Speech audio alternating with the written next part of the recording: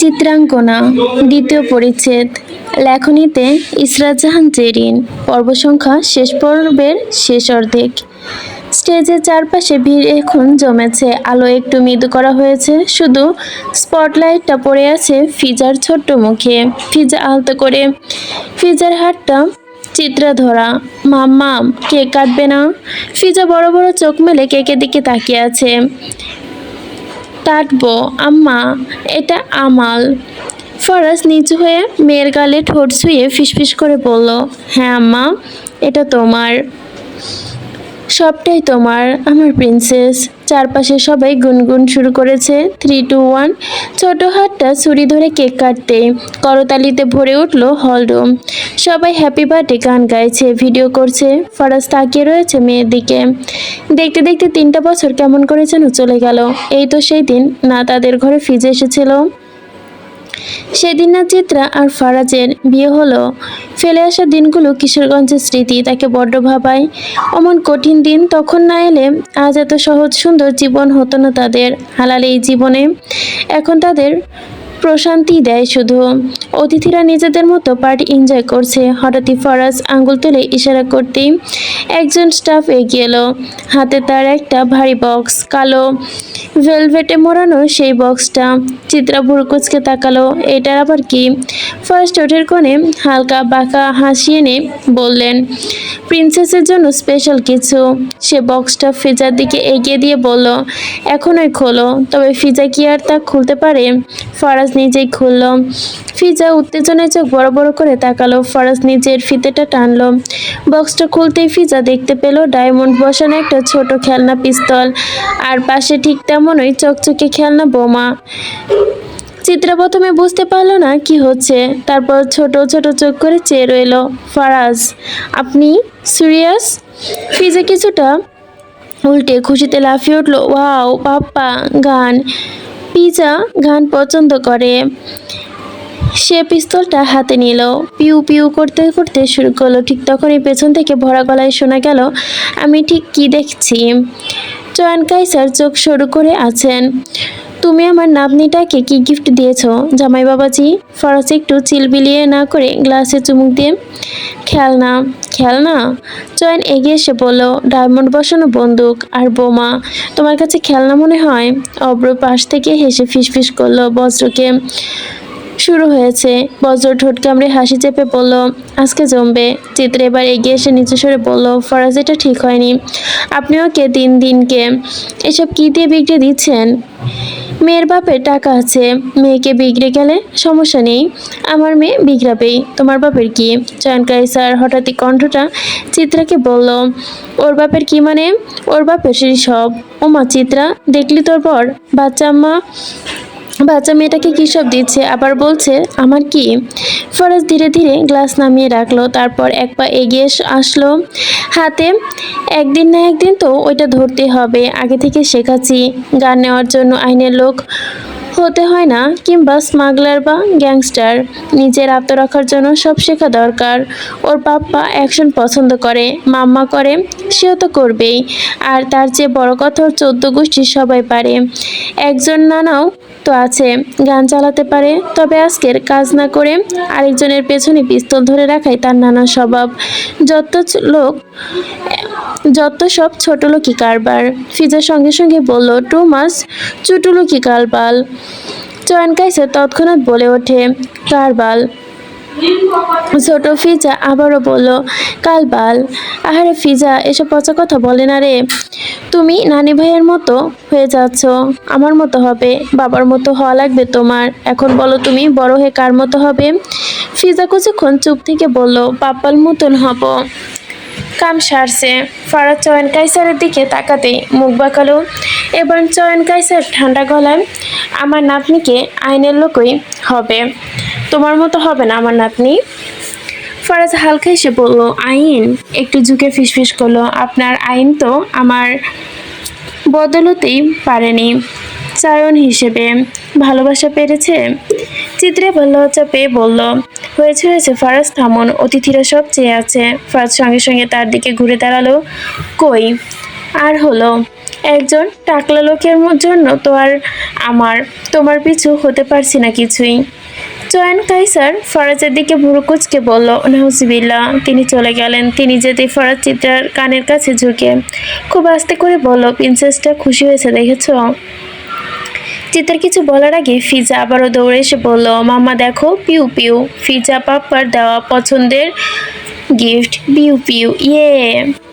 চয়ন মাথা নাড়িয়ে পেছনে সরে গেল। অবিশ্বাস্য। অব্র এবার আর চেপে রাখতে পারল না। ভাই, আপনি একদম ঠিক করেননি, কিন্তু আইডিয়াটা মারাত্মক। আমার অদ্রের কয়দিন পর জন্মদিন। ওর তো তখনই মেয়ে মানুষ পছন্দ। ওকে একটা বউ গিফট করবো ভাবছি। ফরাজ অব্রের দিকে তাকাতে অব্র বেচারা চুপ হয়ে গেল। স্টেজের সামনে এখনো ভিড়। কেক কাটা শেষ। এখন এটা প্লেটে প্লেটে তুলে সার্ভ করার পালা। ফারাজ নিজে একটা ছোট প্লেট নিয়ে দাঁড়িয়ে ফিজার জন্য কেক কাটতে খুব মন দিয়ে। হঠাৎই চয়ন কাইসার আবারও উড়ে এসে জুড়ে বসলেন, এই যে এত মন দিয়ে কেক কাটছো, বিষ মেশাওনি তো? আরে বাপরে, কেমন করে জেনে ফেললেন? ভাবছি আপনি মনোবিজ্ঞানী হয়ে গেছেন মনে হয়। ভাবছিলাম আপনাকে কেকটা সবার আগে খাওয়াবো। ফরাজ থমকালো না।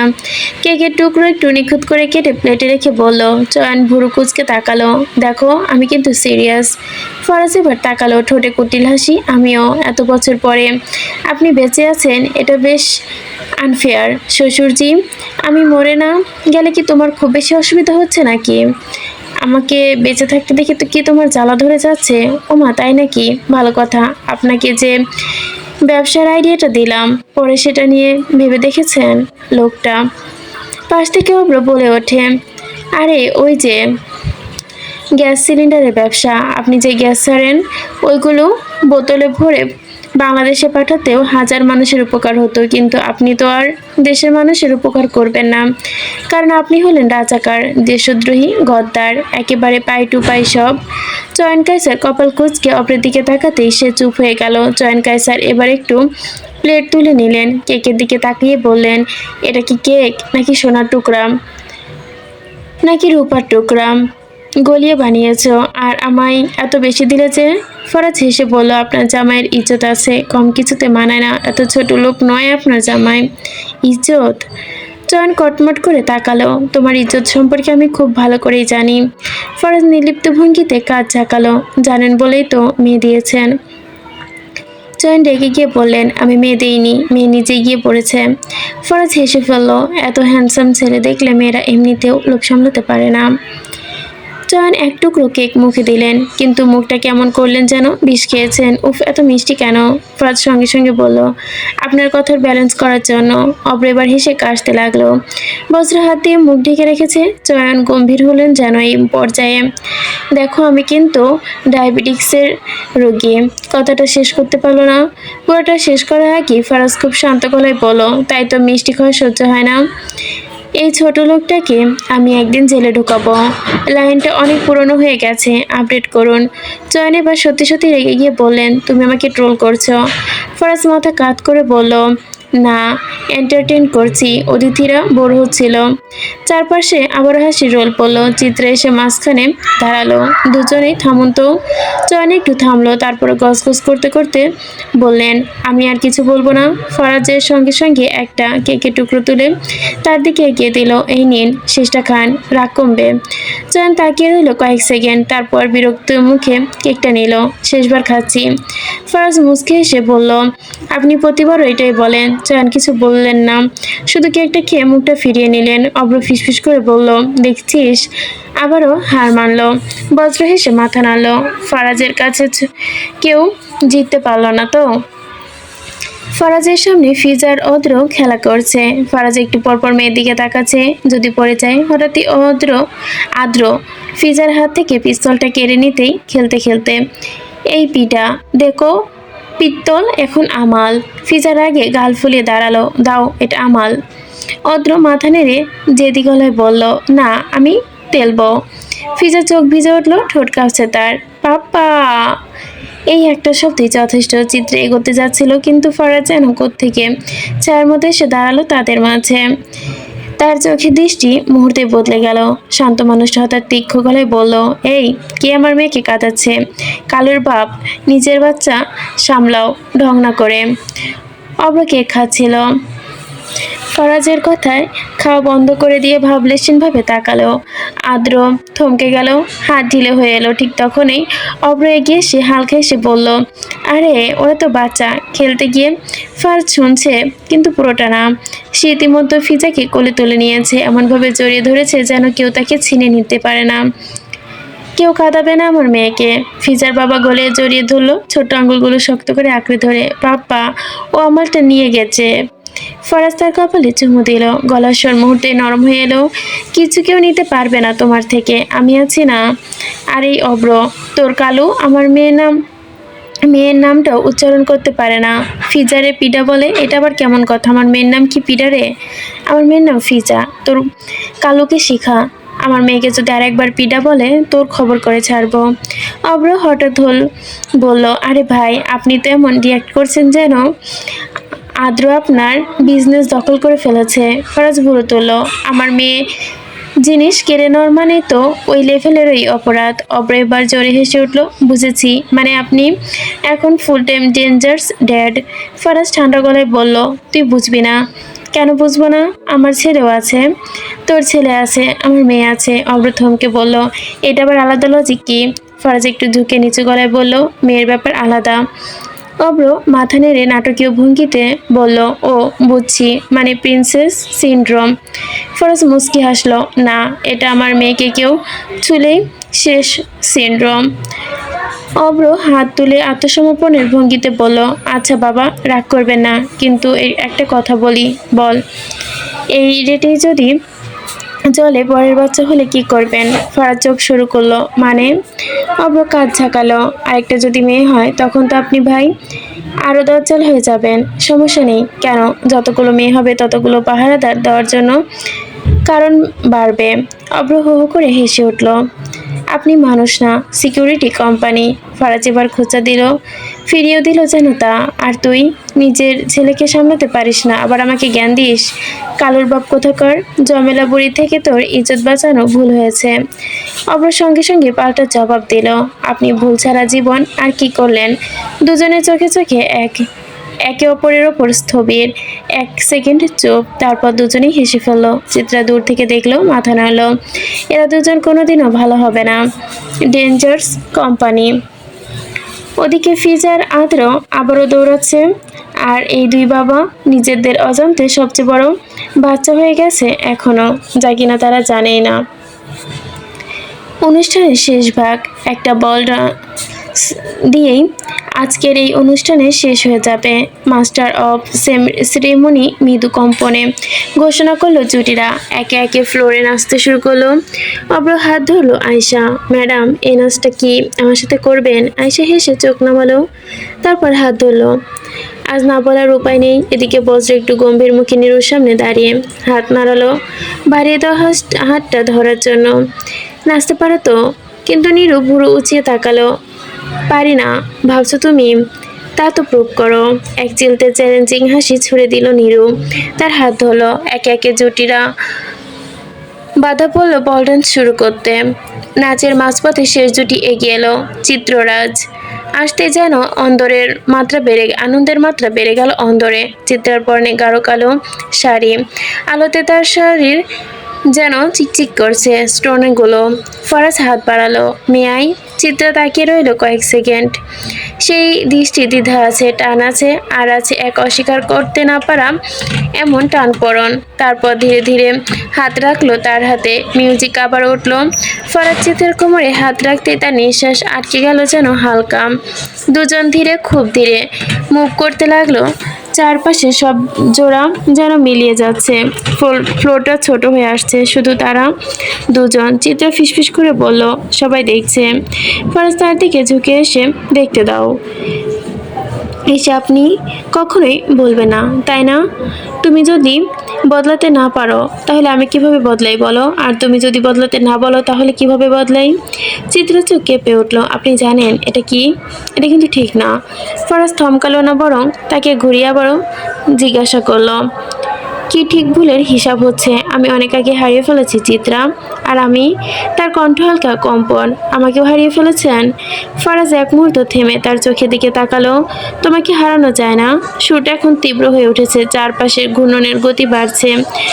ওয়াল্টাজের তাল ধীরে ধীরে শরীর জড়িয়ে নিচ্ছে যেন। ফারাজের হাতে চিত্রার হাত, অন্য হাতটা কোমরে। চিত্রা মাথা কাত করে ফিসফিস করে বলল, আপনি ভয় কাকে বলে জানেন? ফারাজ ধীরে ঘুরিয়ে আবারও নিজের দিকে টেনে নিল।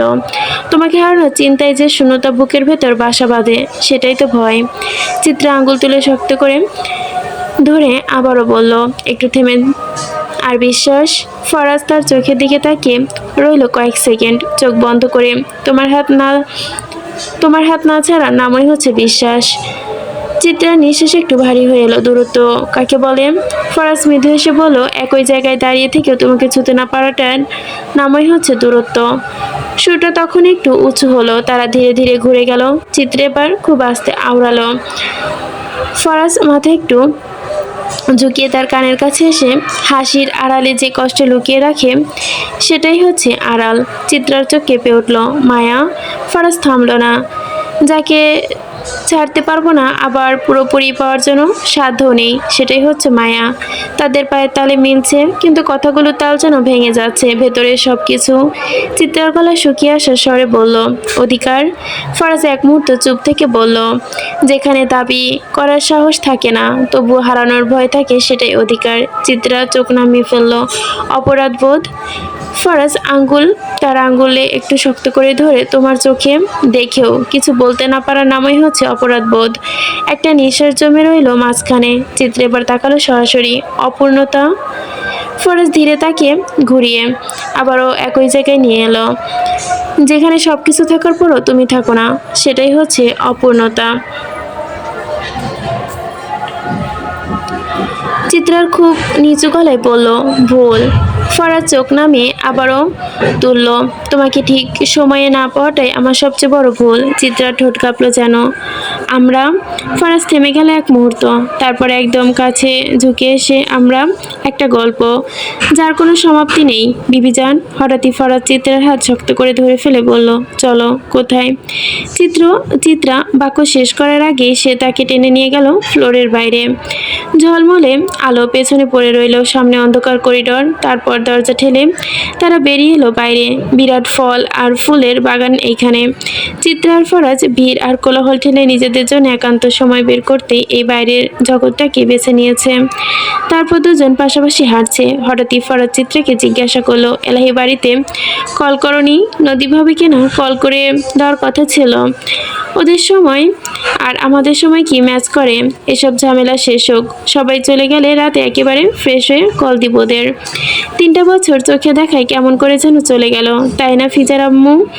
হ্যাঁ, নদী ভাবি এখন একটা প্রশিক্ষণ কেন্দ্রে আছে, নিজের একটা ছোট্টখাটো ফ্যাক্টরি আছে। অনলাইনে কত চাহিদা ওনার ডিজাইন করা জামাগুলোর, বলুন তো। আর এলাহি বাড়ির সবাই তো ভালো আছে। সোহাগ আর মার্জিয়া ওই বাড়িতে থাকার তাও একাকিত্বটা কম লাগে। সোহাগ কত সুন্দর করে ব্যবসাটা সামলাচ্ছে, ঘর সামলাচ্ছে। আগের সোহাগ আর এখনকার সোহাগের মধ্যে কত তফাৎ।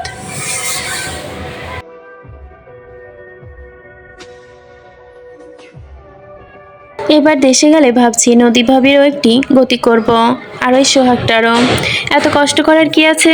দুটোকে বিয়ে পড়িয়ে দাও না, ঝামেলা শেষ। যাই হোক, সবার দিকে তো খেয়াল রাখতে পারবে। এবার একটু আমার দিকেও ফোকাস করো, আর আমাদের ফিজা ওর দিকেও। মেয়ে যে একটা ভাই লাগবে, আর একটা এলাহি লাগবে।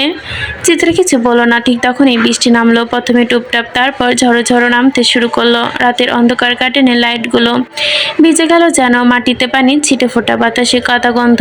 ওমা, বলা নেই কনে বৃষ্টি এলো কোত্থেকে। চলুন ফরাজ ভেতরে যাই। চিত্রা ভেতরে দিকে যেতে নিলেই ফরাজ চিত্রাকে থামিয়ে দিল। চিত্রা বৃষ্টি দেখে চলে যেতে নিলেই ফরাজ বারণ করলো। চিত্রা অবাক হলো, ফরাজ আপনি পাগল নাকি? বৃষ্টি হচ্ছে। কথা শেষ করতে দিল না সে। বৃষ্টি হোক, ভিজে যাব, তাতে কি? কিছু মুহূর্ত সে ধীরে বলল, আপনি অনেক দিন ধরে চুরি করে রাখতে চেয়েছেন। চিত্রার বুক কাঁপল। আপনি সব কিছু এত জটিল করে কেন দেখেন? ফারাজ এগিয়ে এলো। কারণ তুমি সহজ করে নাও। বৃষ্টির ফোঁটা দুজনের মাঝে পড়ে যেন ভেঙে গেল মাঝখানে জমে রাখা অনেকগুলো কথা। শব্দগুলো চাপা পড়ে যাচ্ছে পানির আওয়াজে। চিত্রা নিচু গলায় বলল, চলেন ভিতরে যাই, ফিজা কাটতে পারে। আর কাউকে দরকার নেই, ফারাজ থামিয়ে দিল। আজ শুধু ফারাজ। এক মুহূর্ত চুপ থাকলো যেন দুজনেই, তারপর আবারও পাশাপাশি হাঁটছে। এক পাশে একটা ছাউনি আছে, ফরাজ চিত্রাকে টেনে ছাউনির নিচে থামালো। তবুও বৃষ্টি যেন এসে ভিজিয়ে দিচ্ছে একে অপরকে। অল্প কিন্তু যথেষ্ট। এই বৃষ্টিটা তাদের ভেজানোর জন্য। বৃষ্টি কাকে বলে জানেন? চিত্রা ফরাজকে প্রশ্ন করলো। ফরাজ একটু হাসলো, ভেজা চোখে তাকালো। যে কান্নাটা কেউ দেখে না, আকাশ সেটাকে ধার করে নেয়, নামায়, এটাই হচ্ছে বৃষ্টি। চিত্রা তাকিয়ে রইল তার দিকে, তার চোখে জল নাকি বৃষ্টির ফোঁটা বোঝা গেল না। সারা জীবন পাশে থাকার মানে কি? ফরাজ এবার এক কদম কাছে এলো। একসাথে থাকা না, বরং দূর থেকে কাউকে কখনো ছেড়ে না দেওয়ার প্রতিশ্রুতি করা, এটাই হচ্ছে সারা জীবন পাশে থাকা। চিত্রার কণ্ঠ আরো নরম হয়ে এলো। তাহলে ভালোবাসা শেষ পর্যন্ত থাকে? ফরাজ চোখ নামালো না। থাকে, মানুষটা থাকুক কিংবা না থাকুক। চিত্রা অনেকক্ষণ কিছু বলল না। বৃষ্টির ফোঁটা ছাউনির কিনারায় বেয়ে ঝরে পড়ছে। ফরাজ আবারও হঠাৎ বলল, আমার আরো অনেকটা জীবন তোমার সাথে কাটানো বাকি বিবিজান। যদি তুমি বৃদ্ধ হয়ে কপালে ভাঁজ পড়ে চুলগুলো সাদা হয়ে যাবে, তখন একই মুগ্ধতায় তোমার দিকে তাকিয়ে থাকা এখনো বাকি। চিত্রা যেন কেঁপে উঠল। আমি তখন যদি সুন্দর না থাকি? ফরাজ হেসে উঠল খুব আস্তে। তোমায় আমি সৌন্দর্য দেখে ভালোবাসিনি বিবিজান। তোমার স্বামীর ভালোবাসার কাঙ্গাল সৌন্দর্যের না। আমি তুমি হলেই চলবে। সৌন্দর্যের পূজারী ফরাজ নয়। আর তুমি আমার জীবনের সবচেয়ে বড় অভ্যাস, সুন্দর অভ্যাস, যাকে একবার ভালোবেসে ফেলে আর ছাড়া যাবে না। অভ্যাস হয়ে জড়িয়ে রাখতে হয়, আর সৌন্দর্যের অজুহাতে ছাড়বো ভাবছ? চিত্রা চোখ নামিয়ে বলল, জীবন তো সহজ ছিল না আমাদের। সহজ হলে হয়তো এত সত্য হতো না। যে ভালোবাসা আগুনে পুড়ে শক্ত লোহার ন্যায় হয়েছে, তা হয়তো সব সত্য হলে দুনিয়ার কোনো কিছু এতটা মজবুত করতে পারতো না। আর তার মতো সত্য দুনিয়ায় আর কিছু নেই। চিত্রার গলা যেন এবারও কাঁপল। ভালোবাসা কাকে? কি পাপ বড়, নাকি ভালোবাসা? ফরাজ এক মুহূর্ত চুপ রইল, তারপর ধীরে বলল, যে কামনা মানুষটিকে নিচে নামায় সেটি পাপ। আর যে ভালোবাসার মানুষটি সত্যি করে শুদ্ধ ধৈর্য শেখায়, সেটি হচ্ছে পাপ না বিবিজান। চিত্রার চোখ ভিজে ওঠে। তবুও যদি খোদা জিজ্ঞাসা করেন, এত ভালোবেসেছিলিস কেন? ফরাজ হাসলো। আমি বলবো, আপনি তো হৃদয় বানিয়েছেন, আপনি তো এই ভালোবাসার সৃষ্টিকর্তা। এত সুন্দর সৃষ্টি আপনার, ভালো না বেসে থাকা যায়? বৃষ্টি আরো বাড়লো, বাতাসে কাঁপলো চিত্রার আঁচল। আমরা কি শেষ পর্যন্ত একসাথে থাকবো? চিত্রা জিজ্ঞাসা করলো। ফরাজ দু হাতে নিজের কাছে চিত্রাকে টেনে নিয়ে, শেষ পর্যন্ত না, শেষেরও পরে। চিত্রা নিঃশ্বাস বন্ধ করে তাকিয়ে রইল। ফরাজ বলল, আমি চাই একদিন বার্ধক্য হয়ে তুমি আমাকে ডেকে বলবে, শুনছেন, ওষুধ খেয়েছেন? আমি ভান ধরবো ভুলে যাওয়ার, কেবল তোমার বকুনি শোনার জন্য। চিত্রার গাল বেয়ে জল যেন নেমে এলো। আর মৃত্যু এলে তো বিচ্ছেদ নিশ্চিত। ফরাজ এবার তার খুব কাছে যেন ঝুঁকলো। মৃত্যু দরজা, বিচ্ছেদ না। ওপাশে মিলন হওয়ার দরজা, যেখানে কেবল বিচ্ছেদ নয়, আরেকটা জন্ম, অনন্তকাল একসাথে থাকার জন্য। চিত্রা যেন কথাগুলোই কেঁপে উঠলো, ফুপিয়ে কেঁদে উঠলো। ওপারে ভিড়ে যদি হারিয়ে ফেলি আপনাকে? ফরাজ ফিসফিস করে বলল, আমি হারাবো না। হাসরের ময়দানে ভিড়ের মাঝেও আমার হৃদয়টা তোমার চোখের ঠিকানা ঠিকই খুঁজে নেবে।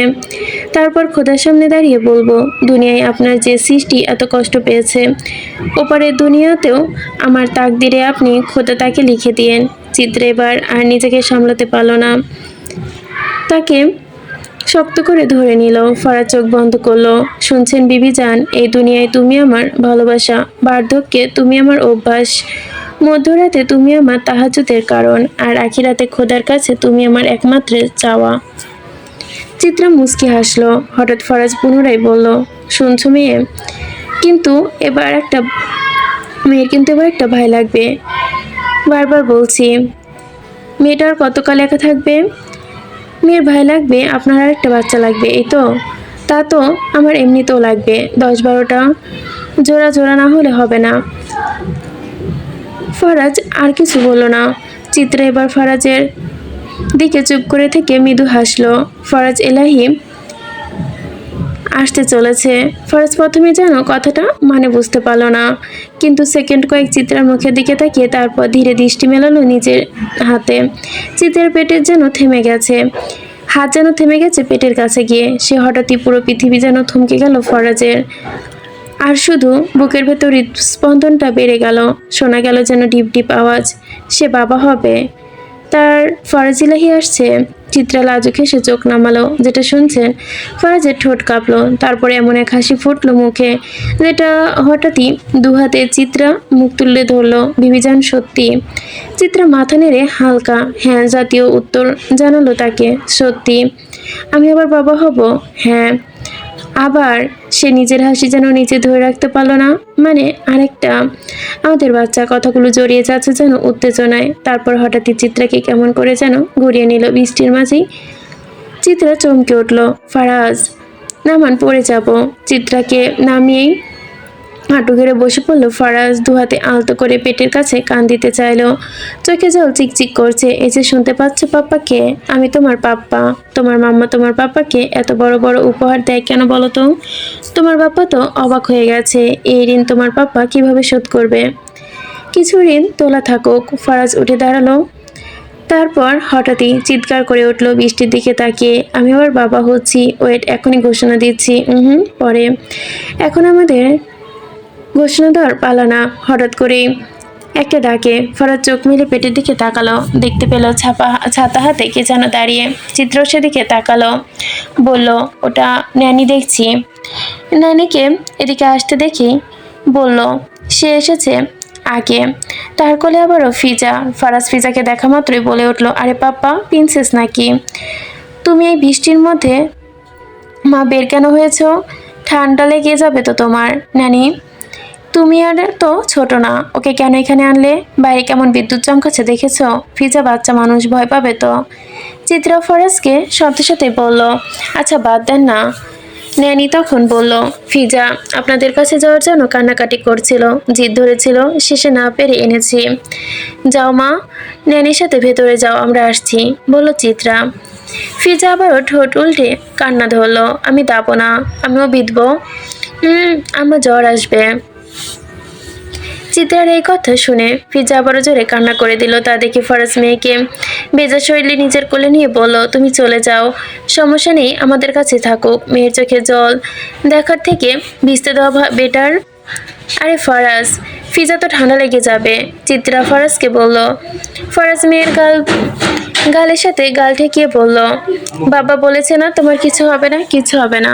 ফিজা বাবার গালে চুমু খেলো, ফরাজও মেয়ের গালে চুমু খেলো। একদিন ভিজলে কিছু হবে না। ফিজা হঠাৎ চিত্রার দিকে তাকিয়ে বলল, তুমিও দাও। কি দিব? বাবা যেটা দিল। চিত্রা হেসে মেয়ের গালে চুমু দিল। ফিজা আবার চিত্রাকে দিল। চিত্রা লজ্জা পেল যেন। ফরাজের দিকে একবার চাইতেই ফরাজ বলল, মেয়ে বাপের চিন্তা করে দেখছো, খালি তুমি বোঝো না। চিত্রা ফরাজকে পাত্তা দিল না, ফিজার দিকে চেয়ে বলল, কিন্তু তোমার পাপ্পা তো গাল পাচ্ছে না, কি করে দিব? ডোল কোলে দাও। চিত্রা ফরাজের দিকে তাকাতেই ফরাজ এগিয়ে এলো। মজাই লেগেছে যেন বিষয়টি ফিজার কাছে। আরেকটা, ইস আপনিও না বুড়ো বললে নাকি? কোনো দিক থেকে বুড়ো লাগে? আর তো কোনো কিছু পারোনি, ওপর নিচে খোঁচা দেওয়া ছাড়া কিছু পারো না, একদম তুমি তোমার বাবার মতো হয়েছ। এই জানতো। বৃষ্টির গতি ভালো। চিত্রা মেয়েটাকে নিয়ে দৌড়ে বৃষ্টিতে ভিজতে লাগলো। ফরাজ তাদের পেছন পেছন। ফিজা খুশিতে আত্মহারা। জানো মা, তোমার মাম্মাম তোমার জন্য খেলার সঙ্গী আনতে চলেছে, তুমি খুশি তো? ফরাজ মেয়েকে বলল। ফিজা তা শুনে ভাবতে লাগলো, ফিজা তুমি খুঁটি? ফিজা না মা, ফিজা। তোমার একটা ভাই চাই নাকি বোন? ভাই। বিবিজান, ফিজার বাবা তো আমায় করলে, এবার একটা ফায়াজ এলাহি চাই, তাই না মা? তিনজনে বৃষ্টিতে ভিজছে। হঠাৎই ফরাজ ফিজা দৌড়াদৌড়ি করছে, গল্পের পাতা জুড়ে দিয়েছে একে অপরে, ভিজে গেছে, জেগেছে আলাদা উন্মাদনা। মনের অসুখে সুস্থ আমি, রোগের প্রতিকার চিত্রাঙ্গনা। চিত্রা মেয়ের দিকে তাকালো, আবার ফরাজের দিকে। ফরাজ ভাবলেশীনভাবে বলল, কি? ফরাজ এবার বৃষ্টির মাঝে মেয়ে আর চিত্রাকে একসাথে জড়িয়ে ধরে চোখ বন্ধ করে গেয়ে উঠল, এক বুক ভালোবাসা তোমায় দিলাম, প্রিয় থেকে প্রিয়জন করে নিলাম, হব আমরা দুজন এক প্রাণ এক মন, স্বপ্ন দেখেছিলাম। চিত্রা মাথা রেখে ফরাজের বুকে, ফরাজ চোখ বন্ধ করে, দুজনে আবারও শক্তভাবে। এক মুহূর্ত ভেজা রাত, এই দুটো মানুষ, এটাই তার দুনিয়া, এই তার দুনিয়ায় পাওয়া স্বর্গ। ভালোবাসা সবকিছু নিখুঁত হয় না, ভালোবাসা সবসময় সহজও হয় না। মানুষ দুটো যত্নের মাঝে নিখুঁত করে নিতে হয়, সহজ করে নিতে হয়। চিত্ররাজ গল্পটা তেমনই, অন্ধকার থেকে আলো ওঠার গল্প, পাপ থেকে অনুতাপ পেরিয়ে পরিত্রাণ পাওয়ার গল্প, হারিয়ে গিয়ে আবারও খুঁজে পাওয়ার গল্প। তাদের ভালোবাসায় ভুল ছিল, ভয় ছিল, দূরত্ব ছিল, কিন্তু সবকিছুর পরে ছিল এক জেদ, এক অদম্য টান। তা হলো তুমি ছাড়া আমি অসম্পূর্ণ।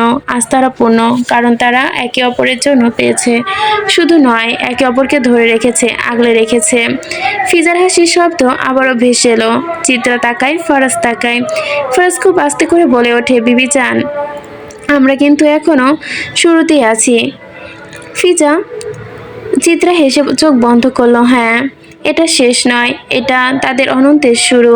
চিত্ররাজের ভালোবাসার কোনো সমাপ্তি নেই, নেই কোনো অন্ত এ জীবনের, নেই অন্ত এই জন্মের। আমরা যদি জন্ম ফুরিয়েও যায়, তবুও তারা খুঁজে নেবে একে অপরকে, হয় পরকালে কিংবা হাসরের অগণিত ভিড়ে। সমাপ্ত। নিচে হচ্ছে লেখিকার নোটস। তো এখন বলুন, মোরাল অফ দ্য স্টোরি কী ছিল? আমি আমারটা বলেছি, আপনারা আপনাদেরটা বলবেন না হয়। দেখুন, পাপ করেছে যে তার শাস্তি মৃত্যু দিতে হবে, কিংবা একজন পাপী যে মৃত্যুর প্রাপ্য, বিষয়টা প্রজ্ঞ নয় আমি। আমার শুরু থেকেই উদ্দেশ্য ছিল এমন একটা চরিত্র তৈরি করা, যার মাধ্যমে আপনাদের দেখানো মৃত্যু সবকিছুর সমাধান না। পাপ করা সত্যি হলেও সবচেয়ে কঠিন হচ্ছে পাপ ছাড়া। যে লোকটা আপনার জন্য এত বছরের পাপ, সকল খারাপ কাজ বাদ দিয়ে একজন ভালো মানুষ হওয়ার চেষ্টা করেছে, তাকে সুযোগ না দিয়ে মৃত্যু দেওয়াটা কি আসলে ঠিক? খোদা তো তার সবচেয়ে গুনাহগার বান্দাকেও ক্ষমা করে দেন, সুযোগ দেন আরেকটা ভালো কাজ করার জন্য। এই গল্পে আমি ভালোবাসার কয়েকটি নমুনা দেখিয়েছি। এই যে ফরাজ আর চিত্রার কথা বলি, চিত্রা ভালোবাসতে গিয়ে এটা একবার চিন্তা করেন, আমি একজন পাপীকে ভালোবেসেছি, আর আমার হাতে মৃত্যু হওয়ার কথা ছিল তার। এই মুহূর্তে সেও সব কিছুর বিরুদ্ধে গিয়ে ফরাজকে বেছে নিয়েছে। আর ফরাজ চিত্রার রূপ দেখে তাকে কখনো ভালোবাসেনি, মানুষটা মায়ায় জড়িয়ে গিয়েছিল সে। না হলে যাকে সে মায়ের খুনির বংশের লোক হিসেবে জানে, তাকে ভালোবাসা আদৌ কি সম্ভব? ভালোবাসা যে যা ধর্ম সব কিছু মানে না, তার উদাহরণ এটি। এবার আসি মোহনা আর রোশনকে নিয়ে। রোশনের ভালোবাসার জন্য খারাপ হয়েছিল, ভালোবাসার জন্যই খারাপ। আর মোহনার ভালোবাসার যে ত্রুটি ছিল তা বলবো না। ফার্স্টকে সে অসম্ভব ভালোবাসতো, তবে নিয়তি বলে একটা কথা ছিল। যাক, শেষে সে যখন নিয়তি বুঝলো, নিয়তি তখন তার হাত ছেড়ে দিয়েছিল। এবার আসি নদী আর রাজনকে নিয়ে। আমাদের সমাজে নদী দেখবেন সদাসিধা মেয়েটাকেই বউ করে আনা হয় স্বামীর অন্যায়গুলো সহ্য করার জন্য, মুখ বুঝে। নদী বউ হিসেবে ভালো ছিল, মা হিসেবে আরও, মেয়ে হিসেবেও। কেননা নদী পরিবারের সাথে রাজন তাকে দেখা করতে দিত না, দিলেও মাসে মাসে একটা খরচা পাঠাতো। নদী জানতো যদি সে তার স্বামীর খেলাপে চলে, তাহলে তার বাড়িতে আর কোনো টাকা যাবে না, তার পরিবারে ওষুধের খরচ চলবে না, তার ভাই বোন পড়তে পারবে না।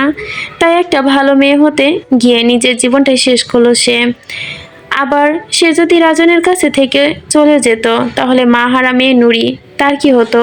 এসব ভেবে তার প্রতিবাদ করার কথা ভাবতেই হয়নি আর। যাই হোক, শেষে সে নিজের মতো করে বাঁচতে শুরু করেছে। এবারই সবাই শাস্তি পেয়েছে, কেউ মরে কেউ বেঁচে। রুমানা আর জুনায়েদ আলাহিম, তাদেরকে আমি বাঁচিয়ে রেখে শাস্তি দিয়েছি। কখনো কখনো মরার থেকেও বেঁচে থাকাটা সবচেয়ে বড় শাস্তি হয়ে দাঁড়ায়। তবে গল্পের সোহাগের বউ জান্নাতকে মাহাদির হত্যা করেছিল, তা সব অজানা হয়ে যাবে। কিন্তু কিছু সত্য কিছু মানুষের জন্য দাফনি হয়ে থাকা ভালো। তবে সোহাগ চরিত্রের প্রতি মায়া হয়, কেন যে মনকে ভালোবাসা থেকে আটকাতে পারলো না। তবে আর যাই বলুন না, মাহাদির মৃত্যুর কারণ অনেকটা তার পরিবারও। দুইটা ছেলে সমান চোখে দেখলে ভালোবাসা মাহাদি খারাপে যেত না। আর সবচেয়ে সোহানের কথা বলি, সব শেষে তার নারী দোষ নেই। একাকী চিত্তাকে ভালোবেসে তাকে ভালোবাসার ফলে এমন কঠিন মৃত্যু হলেও আমাদের সমাজে গায়ের রং অনেক ভাবার একটা জিনিস। আপনি পাঠক, অথচ এই আপনার কমেন্টে আমি দেখি আপনাকে বলতে শখ কত কালো। ও কেন পছন্দ করবে? কেন ভাই? ভালো মানুষ কি কালো মানুষ কি ভালোবাসতে পারে না? এই রংটার জন্য কি সমাজে এত নিষ্ঠুর সন্দেহের জন্ম হয়? আপনারা ওদেরকে আগলে নিলে সমাজ আরো সুন্দর হতো, এখন খলনায়ক তৈরি হতো না। তবে সোহান মাকে অসম্ভব ভালোবাসতো। মায়ের এত কষ্ট ছিল, মাকে সুখে রাখার জন্য সে অন্যায় পথ বেছে নিয়েছিল। সবশেষে সোহান নিজেই বিবেকের দংশনে নিজেই বাঁচতে পারেনি, আত্মহত্যা বেছে নিয়েছিল অবশেষে। যদি এটা পাপ, কিন্তু এই যে ট্রমা, ওইটা থেকে বের হতে পারেনি। যাই হোক, এই গল্পে সবারই একটা অতীত ছিল। 14টা মাস আমার সাথে এই গল্পের সফরে আপনারা ছিলেন। এই একটা গল্প আমাকে কত কিছু দিয়েছে, তার হিসেব করতে গেলে শেষ করতে পারবো না। যাই হোক, এই গল্প শেষ। এখন আপনারা আমাকে চিনবেন না, এটাই স্বাভাবিক। ভালো থাকবেন। আর হ্যাঁ, আজকে সবাই কমেন্ট করে জানাবেন। ধন্যবাদ সবাইকে।